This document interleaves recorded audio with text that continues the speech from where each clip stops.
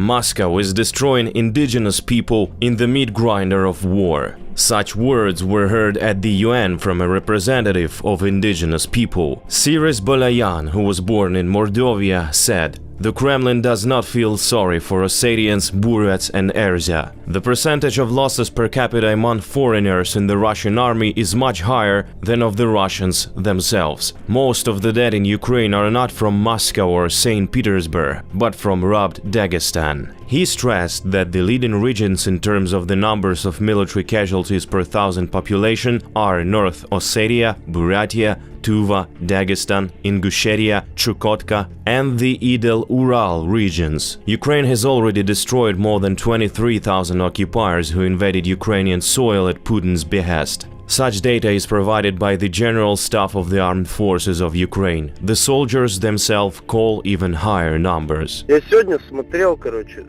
ты вот мне сказал, что там, что дохуя, но уже больше на 1000, чем в Чечне. Ну вот так вот, официальные, типа, официально. Ну это официально, блядь, я тебе скажу, 25 900 погибших. Bodies of Russian soldiers are scattered in the fields, on the streets, roads and the roadsides. Those who came to kill Ukrainians believe in the Kremlin, but now nobody tries neither to count them nor to find out their names. Здесь второй прикинь, ангары стоят, там дальше. И пацаны, кто прикинь, просто трупы привозят и кидают русских солдат. И не знает, кто есть кто, и же, и разбирают. Там по 5, по 6 стопок битком, прикинь. Просто не знает, кто есть кто. But the nationality is known. Dagestan is one of the poorest regions of the Russian Federation. Every 10th person here is unemployed. Many live below the poverty line. And that is why the army for a Dagestani is a chance to leave the poor region and earn some money. Even bribes are paid here to get into the ranks of the army. The irony is that those who pay to join the army return home in coffins or stay in fields. Instead of earnings, empty words of lying Russian TV channels. Ребята сражались с врагом, который сегодня определил себя как угрозу всей нашей стране. Всем нам.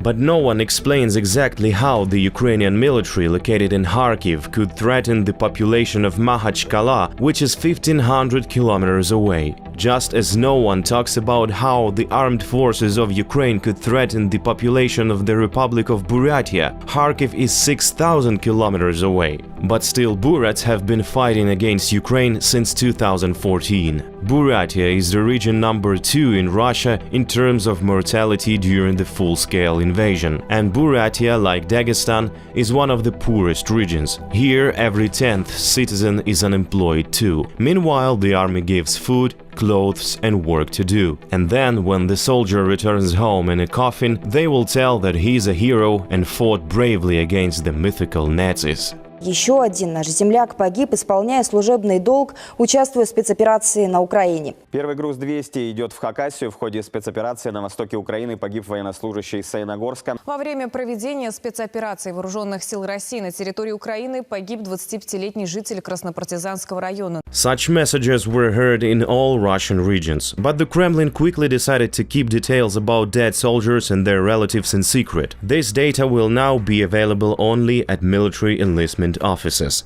and they of course will not say anything to anyone because the law will not allow. And there will be no honors or speeches about heroism at the funeral. Buried quietly, and that's all. At the same time, among the dead there are almost no citizens of Moscow or St. Petersburg. 10% of the Russian population live there. There are two reasons for this. The first one is directly contrary to the ideology of the Russian Federation. Muscovy enslaved national minorities, seizing their territory and destroying their culture and history. For Muscovites, they remain second-class people. And the second reason is that it's easier for Putin to send a poor man from the Far East than a wealthy Muscovite. Distant poor regions have become silent slaves of Moscow's masters long ago.